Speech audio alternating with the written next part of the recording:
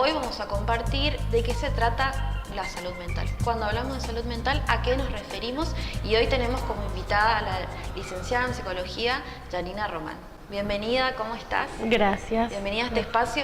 Muchas veces cuando nos referimos a salud mental no nos queda bien en claro a qué hacemos referencia. ¿A qué nos referimos cuando hablamos de salud mental? Cuando hablamos de salud mental, creo que estos últimos tiempos ha resonado bastante, mucho más y en buena hora que se ha podido empezar a hablar un poco más de la salud mental. ¿Qué significa cuando hablamos de salud mental? Significa que estamos hablando del bienestar, ¿sí?, de la persona en cuanto a lo psicológico, lo emocional y lo social también. No solamente quiere decir ausencia de enfermedad, porque cuando hablamos de salud, digamos, de alguna manera hacemos referencia de ausencia de enfermedad si se quiere, pero no solamente es ausencia de enfermedad, sino también que tiene que ver con cierta armonía, ¿no?, que pueda tener la persona en cuanto a sí mismo y en cuanto al contexto en el que le toca también atravesar la vida, si se quiere. Así que va por el lado del bienestar, digamos, particularmente del bienestar psicológico, emocional, social, espiritual también si se quiere, pero de alguna manera esto también, digamos, no es solamente una especificidad de la psicología, sino que en salud mental, digamos, hablamos de diferentes aspectos que están implicados. Lo social, lo psicológico, lo físico también. La salud mental por ahí es importante que se entienda como salud, ¿sí?, no como una cosa diferenciada o aparte de la salud física, digamos, o la salud integral en general de las personas. Entonces, si hablamos de salud mental, hablamos de la salud toda, digamos, también, de alguna manera, de las personas. ¿Y se ve considerada la salud mental en nuestra localidad, en este caso en El Dorado, como algo realmente fundamental? ¿Hay mitos también que derribar sobre esta cuestión? Sí, sí. Sin lugar a dudas, digamos, hay muchas cuestiones prejuiciosas, si se quiere, alrededor de la salud mental. En particular, por ahí lo que se puede observar, desde lo que yo puedo hablar desde mi experiencia, es que si bien hay un poquito más de concientización, si se quiere, de la salud mental, pero creo que no es suficiente como para poder destrabar muchas cuestiones que dificultan, digamos, el buen desarrollo de la salud mental, ¿sí? Falta mucho todavía seguir hablando sobre esto. Si bien avanzamos un poco, y el contexto particular de la pandemia, del aislamiento, de la cuarentena que venimos atravesando hace un año, también de alguna manera dio un empujón bastante fuerte para hablar de la salud mental, porque creo que no hubo quien no atravesó esta situación y alteró de alguna manera, en mayor o menor medida, la vida de todos. Con respecto a los mitos, los prejuicios por ahí, cuando hablamos de salud mental es importante tener en cuenta o saber ciertas cosas, ciertos aspectos o ciertas falsas creencias, si se quiere, sobre la salud mental. Una de ellas, por ejemplo, es que la salud o los problemas de salud mental son poco frecuentes. La verdad que eso es algo erróneo. Los problemas mentales están dentro de las cinco causas principales de enfermedades en América, así que no es poco frecuente. Hay mucho más de lo que se cree comprometida los problemas mentales, digamos, en cuanto a las enfermedades en general. Eso por un lado. En nuestro contexto actual, Argentina, digamos, la depresión y el consumo de drogas son una de las problemáticas más frecuentes. Por otro lado, otra de las cuestiones también a tener en cuenta cuando hablamos de salud mental es que se cree que un problema o un trastorno mental es irreversible, y por ahí eso no sé si del todo está acertado, porque, a ver, si hay un acompañamiento adecuado, un tratamiento adecuado y una contención regular, digamos, hacia la persona que está padeciendo una problemática, totalmente puede tener una puede revertirlo a su cuadro, a su patología o a su trastorno. Y ni hablar si hay un diagnóstico temprano. Por ahí lo que se observa mucho todavía es que cuando llegan a consultar o a revisar su salud mental ya está muy avanzado la problemática o la dificultad. Y por ahí, bueno, trabajamos los profesionales para poder, digamos, dar más a conocer, si se quiere, que la gente también se anime a preguntar, a informarse sobre, bueno, cuándo empezar a hallar, digamos, o a tener en cuenta ciertas señales o ciertos síntomas, si se quiere, que empiezan a aparecer para que eso no avance y se transforme en un trastorno propiamente dicho.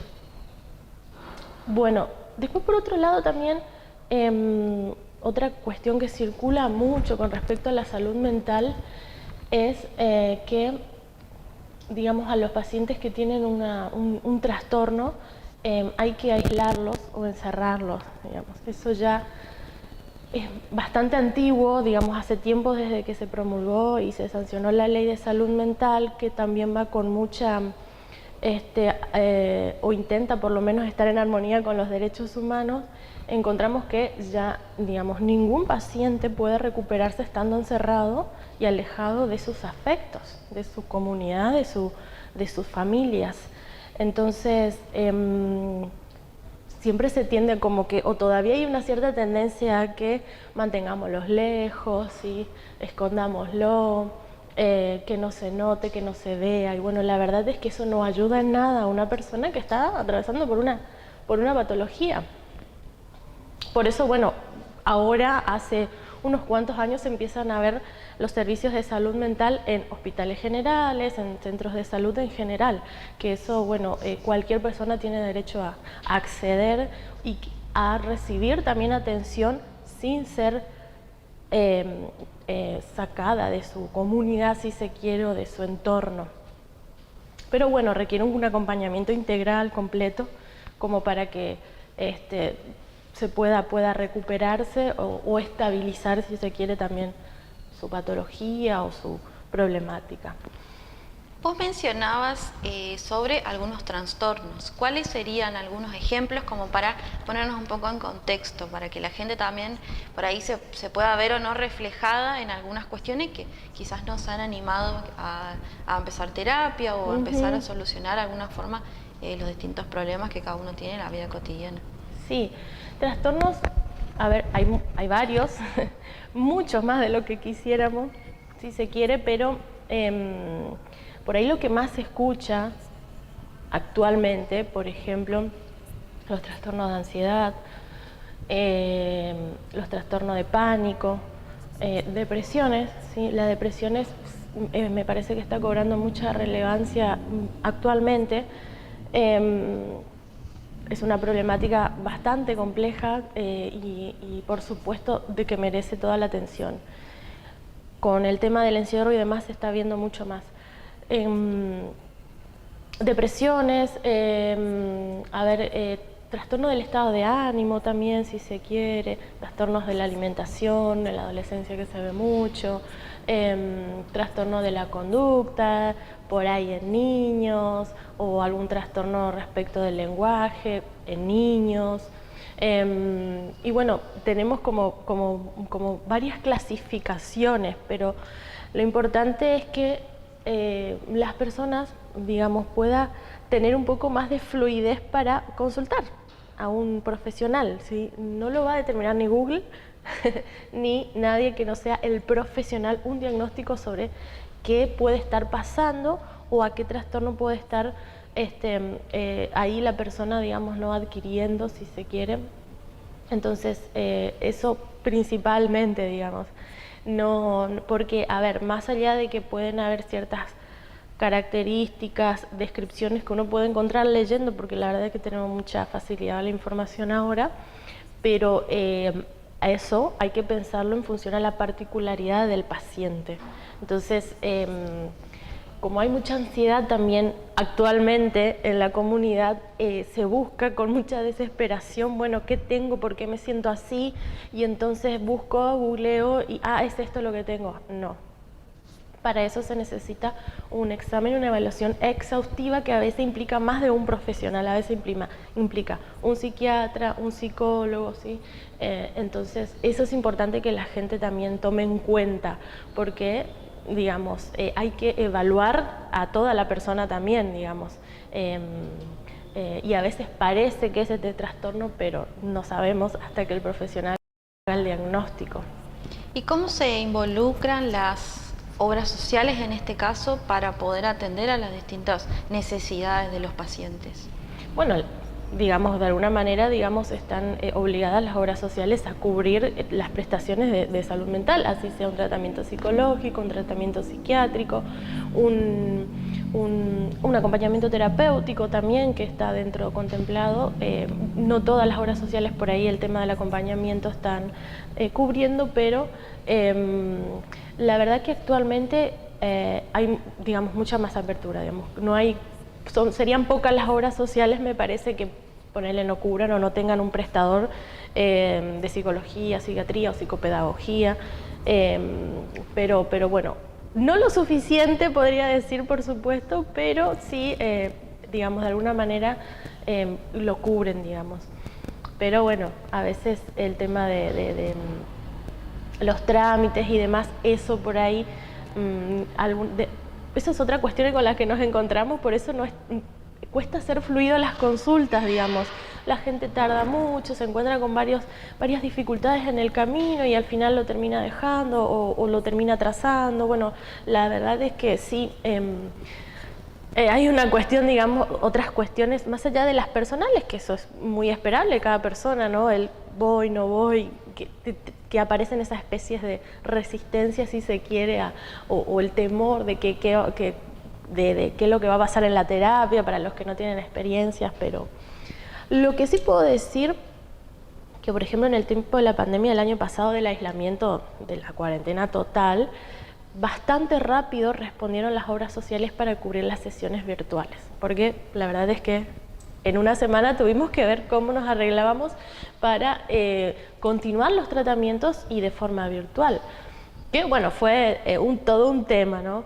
Que al principio hubo poca adhesión, porque como todos sabemos, digamos, era algo, digamos, que iba a tener un fin, digamos, que iba a ser momentáneo, la cuarentena y demás, pero bueno, después a medida que se vio venir esto de que no sabemos cuándo vamos a volver a salir, entonces los pacientes como que se adecuaron más a las terapias virtuales, llegaron nuevos, por supuesto, y la verdad que tuvieron una respuesta bastante rápida para adaptar y ya ver la modalidad de cómo nos manejamos para que los pacientes pudieran atenderse por sus obras sociales. ¿Hubo un incremento en las consultas durante este año también? Sí, mira, lo que yo noté es que, a ver, de por sí, digamos, en la segunda parte del año se incrementan las consultas en general. Lo que se dio es que los cuadros por ahí estaban más intensos, ¿sí? O sea, sí se incrementaron. A partir de mayo desde el año pasado se empezaron a incrementar bastante, principalmente los adultos. ¿Por qué? Estimo que porque, digamos, el adulto era el que tenía que salir a poner el cuerpo, ¿no? Era el que se tenía que salir a trabajar, era el que... Los niños resguardados, los adolescentes también, los adultos mayores también, y el adulto trabajador tenía que ponerle el cuerpo. Entonces sí que se vio muchísimo ansiedades, temores, por supuesto, en las consultas con respecto a lo que estábamos atravesando. ¿Y sentiste en algunos pacientes este temor o este miedo al COVID-19, a la pandemia? Sin lugar a dudas, principalmente los que tenían una patología de base, y por otro lado, los que ya atravesaban por un trastorno de pánico. La verdad que se complicó y se hizo mucho más complejo el cuadro, porque generalmente los pánicos tienen que ver con este miedo a morirse y demás, y de repente se hace tan real, tan presente, Y la verdad es que sí requirió de un acompañamiento bien de cerca, porque sí, digamos, o sea, el miedo, o sea, la enfermedad era real, el peligro era real, entonces la intensidad en que se mostraron los cuadros, que se presentaron los cuadros, fueron importantes, sí. Y todavía siguen llegando las secuelas del encierro. En adolescentes principalmente ahora se está observando mucho. La verdad es que muchos cuadros depresivos, digamos, sí, la verdad es que está siendo bastante complicado, pesado para los adolescentes. Y por otro lado, los niños, que si bien por ahí se habló bastante el año pasado en los medios y demás, profesionales que salían a recomendar, ¿no? Y a dar información acerca de cómo se debe llevar con los hijos, con los niños y demás. Pero los adolescentes, como que la adolescencia recién acerca de la segunda parte del año, ya por octubre, se empezó a hablar del adolescente, ¿no? Y la verdad que bueno, también tuvieron su peso en cuanto a ver, por ahí encontramos que los adolescentes estaban como más adaptados a la virtualidad, pero eso no quiere decir que todo esto no le haya afectado. Así que una cosa es estar en la virtualidad por elección y otra por obligación, digamos, ¿no? Pero bueno, creo que vamos a seguir viendo, digamos, más secuelas de lo que viene pasando.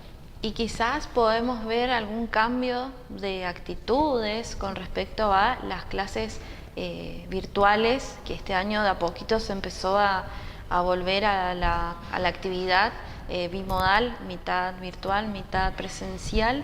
¿Eso también ha afectado en los chicos el comportamiento? Mira, yo creo que hubo como un proceso como muy rápido de adaptación, digamos, tanto de los niños como de las familias, ¿no? De adaptarse, y creo que eso también tiene sus consecuencias, el adaptarse tan rápido por una, si se quiere, necesidad de continuar la vida anterior, si se quiere, ¿no? La modalidad en que nos manejamos en la vida anterior a la cuarentena o a la pandemia, pero lo cierto es que agotó a todos. Niños, familias, quien acompañaba desde cerca, ya desde, por supuesto, los últimos meses ni hablar del año pasado, ¿no? Mucho cansancio, se observó muchos niños de verdad que mucha resistencia ya a las clases virtuales de nuevo, ni hablar que no es que, digamos, hay ciertas cosas que si bien las hace prácticas, yo considero que no es ni mejor ni peor, porque la verdad que la virtualidad para algunas cosas es muy práctica. Por supuesto que en la presencialidad hay cosas que se pierden de la presencialidad, del cuerpo a cuerpo, digamos, del estar el docente con el alumno viéndolo. Bueno, tiene también sus diferencias, pero ni mejor ni peor. Creo que con esto de la doble modalidad que actualmente por lo pronto seguimos asistiendo, ¿no? O que van asistiendo los chicos y sus familias, que si bien hubo muchas ganas, por supuesto, de parte de los niños, me parece, de recurrir a las escuelas, de concurrir, de conectarse, de volver a recuperarse ese espacio de socialización que en definitiva les diferencia de los adultos. Ese es su espacio, su momento, es lo suyo, digamos, la escuela. Y la verdad que estar con la familia el año entero, las 24 horas, las 16 horas del día, digamos, de alguna manera hay un retroceso, ¿sí? Porque es como estar bajo la mirada de los padres todo el tiempo, otra vez como si tuviéramos 2 o 3 años. Entonces la verdad es que es fuerte, digamos. Y por lo pronto observé que, más allá de que cada chico, por supuesto, con sus temores y con sus, digamos, proceso de adaptación, readaptación, ¿sí? Pero creo que hubo ganas, de que hubo ganas. Así que bueno, estamos teniendo eso y hay que aprovecharlo hasta que se pueda. Sí, el contexto nos favorece un poco en Misiones, es muy diferente a lo que está viviendo hoy Buenos Aires, que totalmente mucha gente está del lado de que se vuelvan a las clases y el otro lado no, y bueno, acá tenemos clases. ¿Cómo esto afectó a los niños principalmente en la pérdida del contacto, digamos, y la socialización de lo que fue el año pasado, y este año volver de nuevo a adaptarse a las clases presenciales. Sí, vos sabés que lo que pude observar fue como, a ver, si hay algo que produce el encierro, que veníamos hablando de salud mental, de que no está bueno que cuando uno tiene una problemática se los encierros, se los aísle. Bueno, si hay algo que lo vimos como más evidente en los niños, por ejemplo, que fueron perdiendo la capacidad de sociabilidad, digamos. O sea, a la hora de salir, en el momento de que se flexibilizó la cuarentena, que podíamos ir a un lugar abierto, a caminar, a andar en bicicleta, he escuchado, digamos, muchos niños que han tenido temor a volver a salir, y si salieron, miedo a socializar. O sea, no sé si tanto miedo, pero, por ejemplo, dificultad, ¿sí? Cómo voy, cómo hablo, cómo me vuelvo a jugar, cómo... De verdad que las partes de la socialización es lo que más se vio. Y ni hablar de los hábitos, digamos, porque, a ver, hubo un cambio de hábitos en la vida en general de los niños. Así creo que, si bien cada niño va a expresar como le salga, como pueda, los temores, las angustias, los miedos, lo que le va trayendo malestar, pero socialmente creo que podemos decir que, digamos, afectó mucho. ¿Cuál es el rol de los padres en este caso? Necesitamos padres también despiertos a la hora de, durante la crianza de nuestros hijos, como para tener alarmas ante distintos casos de algún trastorno mental. Sí, fue muy digamos, llamativo lo que fueron sucediendo en los hogares, porque te hablo desde mi práctica, ¿no? Desde lo que viví desde mi práctica y desde la vida en general, digamos, que uno va escuchando a otros padres, de amistades, de familiares, de los vecinos, bueno. Como en algunos casos los padres se sorprendían de lo que empezaban a conocer de sus hijos. Claro, porque estaban más tiempo conviviendo, podían mirarlos un poco más, y la verdad es que, bueno, la vida adulta, por supuesto, actualmente requiere de estar mucho tiempo afuera, de laburar mucho, y bueno, el tiempo del encierro, digamos, por ahí produjo esto, que por un lado está bueno, por otro lado, padres que descubrieron que sus hijos algo les estaba pasando, por supuesto, pero sí, esto también requirió que las familias hagan un esfuerzo más, digamos, y que estén como más alerta para ver cómo iban procesando los niños la situación. Y el niño, o los niños, las niñas, tenían, digamos, como si se quiere, doble trabajo, porque, a ver, procesar lo de sí mismo, ¿no? Lo que le sucede acá adentro de ellos, en definitiva, sus sentimientos, sus pensamientos, y a la vez procesar el estado anímico de los padres también, de alguna manera, porque no creo que haya sido indiferente para alguien esta situación que no le haya causado algo. Entonces, digamos, a procesar toda la situación, entenderla, comprenderla, entenderse así, poder expresar o identificar lo que les va sucediendo, más procesar cómo está la familia, cómo lo va procesando la familia también, es como complejo, ¿no? De mucho trabajo mental, psicológico, si se quiere, y los padres también, un trabajo mental y psicológico. Por eso creo que se vio tanto el agotamiento a nivel de que después observamos adultos que no podían concentrarse, no rendían lo mismo en su trabajo, y sí, mira, todo fue muy pesado. Estar atento a los niños, cómo van, cómo están, el trabajo, la virtualidad, que parecía que era todo continuo, que no se cortaba, que parecía que se estaba trabajando las 16 horas del día, que los espacios todos iguales, se trabaja y se vive en familia en el mismo lugar. Bueno, la verdad es que yo creo que es importante que le demos lugar a lo que sucede psicológicamente, emocionalmente, y cómo vamos a quedar después de esto, por supuesto. Una vez volver a pensar en ser lo que éramos hace un año y medio atrás, que parece algo totalmente de la ficción. Sí, bueno, vos sabés que era esa sensación para todos. Me siento que estamos en una película. La verdad que en un momento se sintió así, ¿no? Como que, no, esto es real, es que es parte de una fantasía. Sí, la verdad es que fue muy raro y pesado, muy pesado.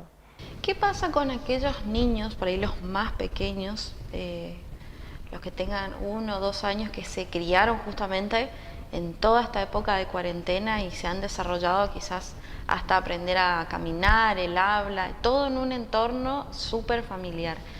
También afecta de algún modo esto de no salir, de no salir a jugar a las plazas, por ejemplo, porque algunos padres también son de llevar a los espacios públicos a sus hijos y de alguna forma no poder interactuar con otros niños de la misma edad, si también afecta en esto del desarrollo de la primera y segunda etapa de la vida. De la vida, de los primeros años.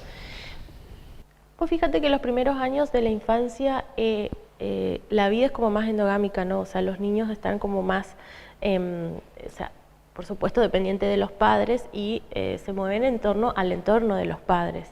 Entonces, su socialización, digamos, tiene que ver más con quién socializan los padres y demás. Creo que lo que pudo haber afectado un poco más es el no tener contacto con sus familias, con el resto de las familias, abuelos, tíos, primos. Que por ahí los niños escolarizados de edades más avanzadas, como que su socialización va más allá de la familia, ¿sí? La escuela, ¿sí? La actividad, no sé, alguna actividad extraescolar que hagan, ¿sí? Actividad física, actividad física. Yo creo que los niños más chiquitos, dependiendo de la estimulación que pudieron haber recibido desde sus casas, por ahí, digamos, habría que ver si tanto haya afectado el tema del salir afuera, ¿sí? Los bebés generalmente, o chicos, niños, no, están más con la familia, más en el hogar, hasta que, por supuesto, empiezan a salir un poco más. Ojo que hoy hay niños, por supuesto, que salen muchos con su familia, está muy bien, pero si en casa hubo la estimulación adecuada, creo que en el desarrollo pudo haber ido bastante, digamos, a tiempo de lo que se espera para los primeros años. Habrá que después retrabajar o recuperar algo de esa socialización, como salir a las plazas, ver a otros chicos de su misma edad y demás. Pero considero que puede ser un poquito más recuperable que un niño de 6, de 5, de 7, que la verdad, digamos, un año que perdió, si se quiere, de seguir desarrollando su sociabilidad, sus habilidades y sus aprendizajes, ni hablar, habrá que ver las secuelas de los aprendizajes, pero bueno, no quita esto igual que de todas maneras, que sé yo, un niño de poca edad, de 1, 2, 3 años, haya sufrido algún cambio en su salud, ¿sí? Por supuesto, pero puede venir más del lado de estar percibiendo el estado de la familia, ¿sí? Acordémonos que los niños, niñas de esa edad, dependen emocionalmente del adulto. Si el adulto no está bien, posiblemente el niño también perciba esto y se sienta también de esa forma, ¿sí? O no lo entienda y tal vez lo haga sentir también un poco mal. Pero bueno, creo que dependerá mucho del trabajo que hayan hecho los adultos en esos momentos. Una de las cosas que por ahí podemos ir nombrando, el tema de, bueno, cuáles son las señales o las manifestaciones más frecuentes que pueden aparecer en los niños a la hora de pensar que pueden estar atravesando o por un problema mental, ¿sí? O que se puede estar gestando un problema mental. Pero para eso es necesario, digamos, darle lugar. A ver, si bien la salud mental viene siendo como difícil para hablarla, para reconocerla, para pensarla, en la niñez ni hablar, ¿no? Hay mucho se escucha del pasar por alto ciertas manifestaciones en los niños, y la verdad es que la niñez es el momento en donde se gestan los problemas mentales. Después, en la adolescencia se puede reconfirmar y, digamos, generarse un trastorno propiamente y puramente, ¿no? Mental. Señales básicas para que podemos como prender la alarma o prestar atención y ir viendo qué le puede estar pasando al niño, ¿sí? Que puede ser que venga por una cuestión psicológica. Ahora, de todas maneras es importante señalar de que son señales como para prestar atención. El diagnóstico lo va a hacer el profesional siempre, como venía diciendo, ¿no? Evaluando a cada niño, la particularidad de cada niño, el desarrollo y la maduración de cada niño. Eso, por supuesto, que lo va a determinar cada profesional. Puede ser un psicólogo, un psicopedagogo, un neurólogo, el pediatra, ¿sí? Entonces, es importante eso, digamos. Prestar atención sin digamos, llegar a la paranoia, ¿no? De que que puedes tener un problema mental, pero por eso la consulta, digamos, es tan importante para orientar a las familias, para tener alguna respuesta o una orientación de qué le puede estar pasando, y ni hablar que, digamos, tratarlo desde la infancia puede ser mucho más reversible. Señales, por ejemplo, que puedan empezar a tener insomnios, ¿sí? Que puedan tener quejas o molestias físicas. El me duele la panza es muy recurrente, el me duele la cabeza. Otra de las señales que se puede tener en cuenta, por ejemplo, es no sé, que de repente haya cambios del humor, ¿sí? O inclusive tendencias a reacciones violentas, ¿sí? O una tendencia a lastimarse, ¿sí? Lastimarse con objetos, hacerse heridas o lastimarse, también puede considerarse como una manifestación de alguna problemática mental. Lastimar a los demás, por supuesto, también, eso es como para prender las alarmas. Por otro lado, también encontramos manifestaciones como el aislamiento, por ejemplo, si hay mucha tendencia al aislamiento, a la dificultad de comunicarse o expresarse, por un lado, dificultades en la escuela o en el aprendizaje. A veces los problemas de aprendizaje, que también es importante evaluar, aparecen como expresión de un problema mental. Entonces, por ahí esa dificultad psicológica está interfiriendo en el proceso de aprendizaje, y a veces realmente es un problema de aprendizaje en sí, y ya ahí son dos tratamientos diferentes, dos caminos diferentes. Entonces, es tan importante la evaluación profesional. Entre otras cosas, bueno, por eso es tan importante también que los adultos generen los espacios necesarios para dialogar, para comunicarse con los hijos, y poder los adultos también plasmar sus manifestaciones emocionales y psicológicas. No, a ver, si en casa no se hablan de los sentimientos, las emociones y de lo que nos pasa a cada uno, los niños no lo van a hacer, difícilmente. Hay que estimular eso también. Entonces, los adultos ponerse también como, bueno, cómo se sienten, es contar que hay días buenos, hay días malos, que en la situación en la que estamos atravesando es esperable, que todo, digamos, va a mejorar. Eso es importante dejar como mensaje a los niños, que todo va a mejorar, que va a llevar un tiempo, que no sabemos cuánto, pero que se va a estar mejor, ¿sí? Pero digamos, la comunicación en la casa es como importante, y creo que primordial para que poder detectar, no solamente los padres saber comunicarse y expresarse, sino también tener la apertura para escuchar a esos niños.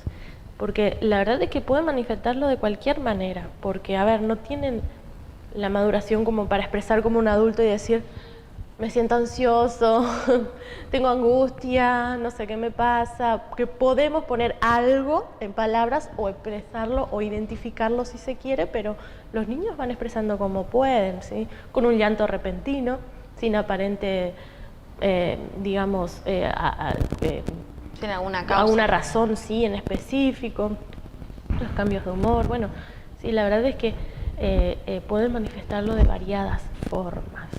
Pero lo importante es eso, preguntar. A veces a través del juego se puede ver cómo está el niño, qué le está pasando, qué está pensando, qué puede estar pensando, ¿no? Pero sí, es importante eso. Estos procesos no tienen un tiempo definitivo. ¿Cómo se transcurre? Porque quizás alguna persona que necesita esta idea, digamos, voy a ir para que me solucionen ya un problema que necesito de hace años y no sé, ¿cómo es el proceso? Para una persona adulta, Sí, para un adolescente también quizás que quiera ir por algo urgente o llega un momento que dice, bueno, hasta acá necesito algo más, o sea, una ayuda profesional. sí. ¿Cómo se llega hasta eso? Y si por ahí ves en tus pacientes o si es como tratar de resolver en el momento o en lo más inmediato los problemas. Sí, la verdad es que si bien en los niños y en los adolescentes por ahí hay como una estimulación por parte de los adultos, que a veces desde las casas, a veces de los propios amigos o de las instituciones educativas, ¿no? Que van viendo que algo está pasando y por ahí sugieren o proponen, che, ¿te parece que anda a ver a un psicólogo, fíjate, anda a consultar? Pero la verdad es que, por ejemplo, en el adulto, si bien igual los adolescentes actuales tienen como más iniciativa de ir a consultar a un psicólogo, digamos, porque hay como una generación que ya está más familiarizada con lo que es psicología, salud mental y estas cuestiones, digamos. Los adultos por ahí sí, los tiempos son como más subjetivos, más de cada uno, ¿sí? A veces hay cierto proceso que ocurre dentro de uno que puede ser por X razón o en X momento, pero aparece esa gran pregunta, ¿qué está pasando? ¿Por qué estoy así? ¿Esto está bien? ¿Voy bien? Bueno, la verdad es que los tiempos, digamos, no hay un tiempo determinado en que eso puede ocurrir. A algunos les pasa en la juventud temprana, a otros en la adulta media, a otros ya terminando la adultez media, ¿sí? Y algunos ya en su mayoría de edad aparecen estas, necesidad de revisar lo mental o lo psicológico, ¿no? Pero la verdad es que, y a veces es por tiempo, a veces sucede en un momento de la vida, después uno está bien, va bien, digamos, no tiene la necesidad de ir a la terapia o a consultar y después en otro momento aparece, a veces no aparece nunca. La verdad es que sí, que bueno, tenemos generaciones de adultos mayores que porque no atravesaron tanto esto de ir a consultar al psicólogo o que desde las escuelas ya están como digamos derivando para que se hagan las consultas, vivieron otros momentos, entonces tal vez nunca atravesaron por lo que es una terapia, pero bueno, ahora la tenemos más presente, entonces creo que con esta situación va a requerir que en algún momento las personas vayan a ver cómo están, cómo las secuelas que le dejó esto, cómo van, pero la verdad que los tiempos son de cada uno. Habrá momentos en que, por supuesto, no es lo mismo ir a revisarse desde las primeras manifestaciones a que ya cuando no se da más. Entonces, sí, y que ya en el transcurso trajo otros problemas. Ya no cabe duda que una dificultad psicológica puede traer un problema físico, ¿sí? Una enfermedad física. Ya tenemos miles de ejemplos. Cánceres, diabetes, úlceras. La verdad que, como a viceversa también, a veces alguna enfermedad física despierta una dificultad psicológica, enfermedades complejas, puede traer, por supuesto, al revés, digamos, ¿no? Que una persona empiece a sentirse mal psicológicamente, por supuesto. Entonces, como para que quede claro, un trastorno mental o algún problema que estamos guardando por mucho tiempo también deriva en problemas físicos, así también se manifiestan. Por supuesto. Lo que la boca calla, el cuerpo habla, decimos mucho en nuestro ambiente. Sí, sí, por supuesto que si hay cosas que no se están diciendo, no se están pudiendo poner en palabras o no se está expresando correctamente, puede acarrear otros problemas.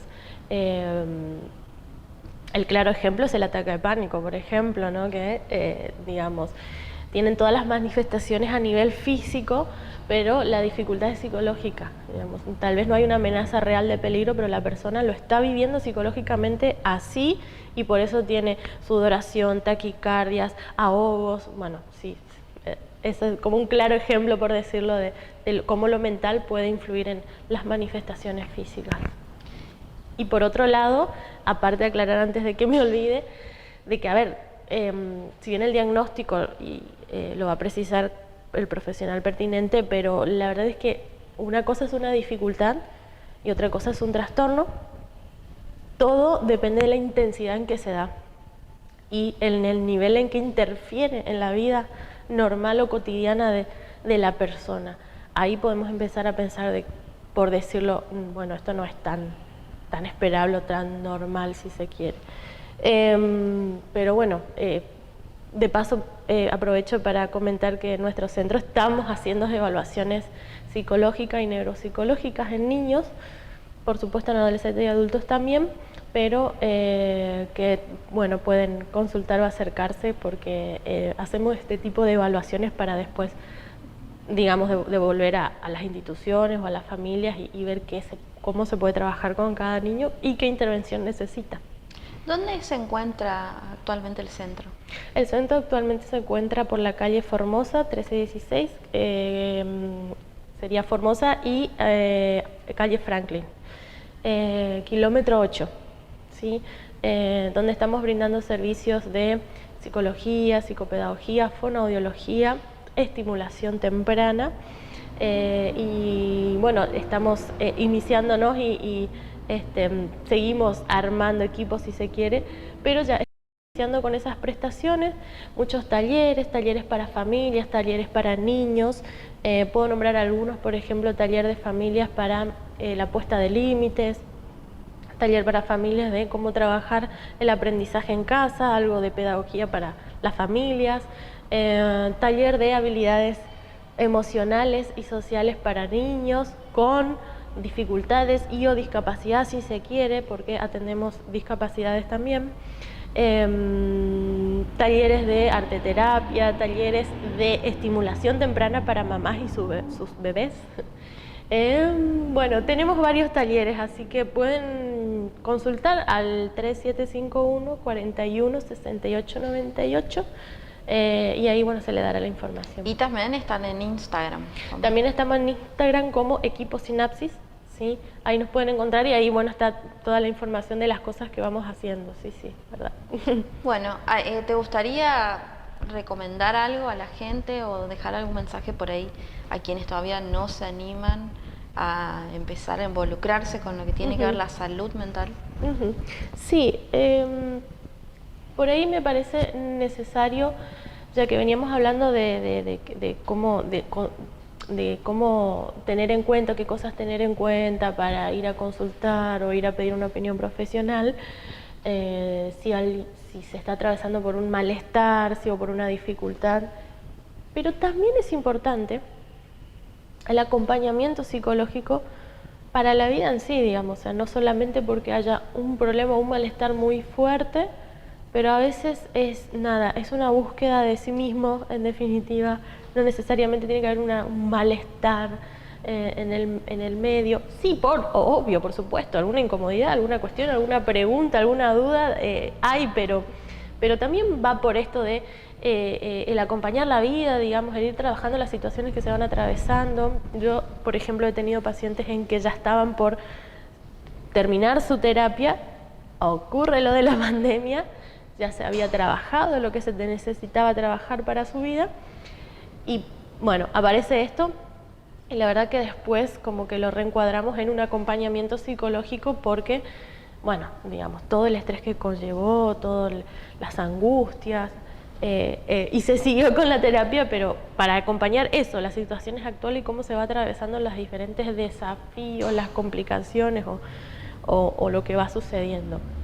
También es para eso la terapia, para una búsqueda de uno, de conocerse más, de buscar lo más adecuado para cada uno, elaborar historias pasadas a veces que no necesariamente trajeron un problema, pero necesidad de seguir como redescubriendo, reelaborando cosas que sucedieron. Bueno, muchísimas gracias. A vos. Estuvimos con la licenciada en psicología Janina Román, ella es del Dorado y nos ha dejado muchos tips con respecto a la salud mental.